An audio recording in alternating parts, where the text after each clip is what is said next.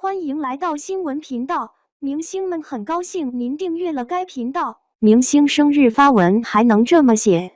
肖战没提生日快乐，却靠几句话圈粉无数。说起明星生日发文，大家是不是都有个固定印象？要么配着精修图说谢谢所有祝福，今天超开心；要么简单一句生日快乐，未来继续冲，直白是直白。但总少了点让人记很久的东西。可肖战今年生日的发文却完全跳出了这个套路，全文没提一句祝自己生日快乐，却让所有人都精准 get 到他的生日心意，还顺带让人狠狠感受到多读书到底有多重要。看完真的忍不住感叹，原来文字可以这么有温度。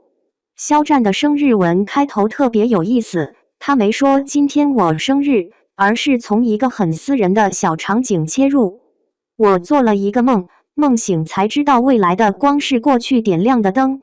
你看，他没直白地说过去的经历对我很重要，也没喊感谢过去的自己这种口号，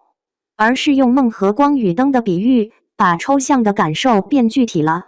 梦是每个人都有过的体验，醒来后的恍然大悟也很真实，而未来的光和过去的灯，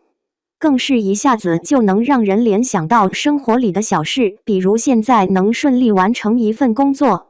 其实是过去无数个晚上熬夜学技能攒下的底气；现在能从容面对质疑，其实是过去每一次碰壁后调整心态练出的从容。肖战没把这些大道理摆出来，就用一句话把这种过去成就现在的感觉说透了，读起来不生硬，还能让人悄悄对号入座，想起自己的经历。接着往下读，更让人眼前一亮的是他的感谢方式。一般人过生日感谢，可能会写谢谢粉丝的陪伴，也谢谢质疑让我成长，把对象说得明明白白。但肖战只写了感谢摔过的跤和接住的手，没提任何具体的人，却谁都能看懂背后的意思。摔过的跤是什么？可能是以前遇到的争议，比如拍戏时被质疑演技，或者私下里遇到的难事儿，那些让他难过，让他不得不停下来调整的时刻。接住的手呢？自然是粉丝的支持，比如演唱会台下的欢呼声，社交媒体上的鼓励留言，还有团队里一起扛事儿的伙伴，那些在他快站不稳时伸手拉一把的人。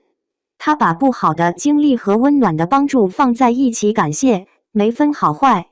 就像生活本来的样子，好的坏的都会变成养分，可他用摔跤和接手这种特别形象的词，让这份感谢既真诚又不刻意煽情，比直接喊谢谢大家有分量多了。最绝的是结尾那句收尾，他写未来在招手，过去在依托，我正在路上。这三个短句没有一个字是多余的，每一句都有画面感。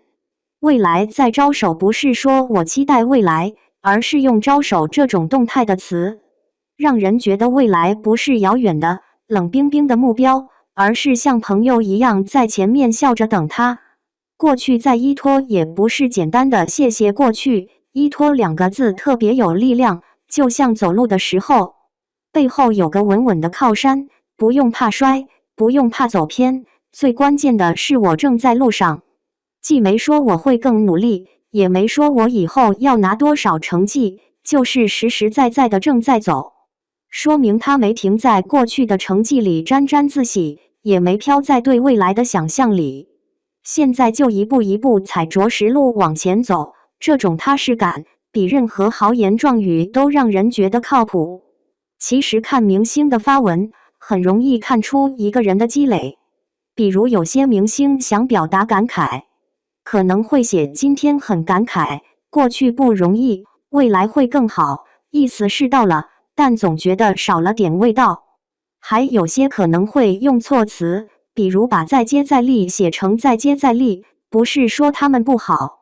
而是能看出来平时没怎么花时间在文字上，遇到想表达的感受时，只能用最直白甚至有点粗糙的话来凑。但肖战的文字不一样，它不用网络热词，不用生硬的排比，也不用华丽的词藻，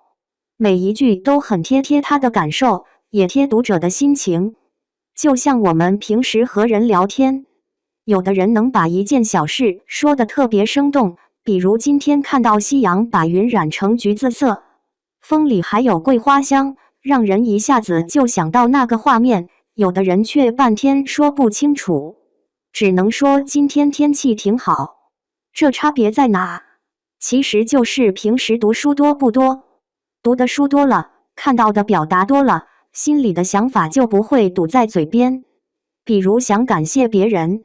不会只说谢谢，可能会说谢谢你像伞一样，在我淋雨的时候撑过来。想表达坚持，不会只说我会加油，可能会说我会像小树苗一样，慢慢扎根，慢慢长。肖战的文字就是这样，他把平时从书里积累的表达化成了自己的话，没有刻意炫技，却让人觉得舒服又有深度。之前肖战在采访里被问到怎么面对压力，他说保持炙热，坚持下去。当时就觉得这话很实在，没有喊口号，也没有卖惨。这次生日发文也是一样的感觉，没有说我这一年有多难，也没有说我以后要怎样，就是安安静静的分享自己的感受，用比喻把心意传递出去。这种稳定的表达风格，不是靠临时抱佛脚能做到的，是长期读书、长期思考攒下来的底气。书读得多了，心里有东西，说话写文才不会慌，才不会只能跟着别人的套路走。还有个小细节，肖战的生日文里没有任何表情符号，也没有配乱七八糟的图片，就纯文字。现在很多人发文，不管说什么都要加一堆哈哈哈，好像没有这些符号就表达不出情绪。但肖战的文字本身就带着情绪，梦里的温柔，感谢摔跤的坦然，正在路上的坚定。不用靠符号点缀，读的人自然能感受到。这就像好的食材不用太多调料，简单烹饪就好吃。好的文字也不用太多装饰，直白真诚就有力量。现在再回头看这篇生日文，短短几句话，没提生日2个字，却处处是生日的心意。没列一堆名字，却把该感谢的人都装进去了。没谈未来的计划，却让人看到他当下的踏实。这样的文字不是靠技巧，是靠积累。就像我们自己平时少刷点没营养的短视频，多翻几本书，哪怕是短篇散文、小故事也行。读得多了，看到春天的花，不会只说花真好看，可能会说春天把花养得像小太阳，开得热热闹闹。遇到困难的时候，不会只说我好难，可能会说现在就像走隧道，虽然黑，但前面肯定有光。这种能准确表达自己，还能让别人产生共鸣的能力，就是读书给的礼物。肖战这次的生日发文，没搞任何噱头，却让很多人记住了，甚至愿意反复读几遍。不是因为他是明星，而是因为这些文字里有真诚，有温度，还有长期积累下来的文采。这大概就是多读书最直观的体现，不用刻意炫耀，不用大声宣告，只用几句话，就能让人感受到文字的力量，也让人明白，好好积累，好好表达，真的是一件很加分的事。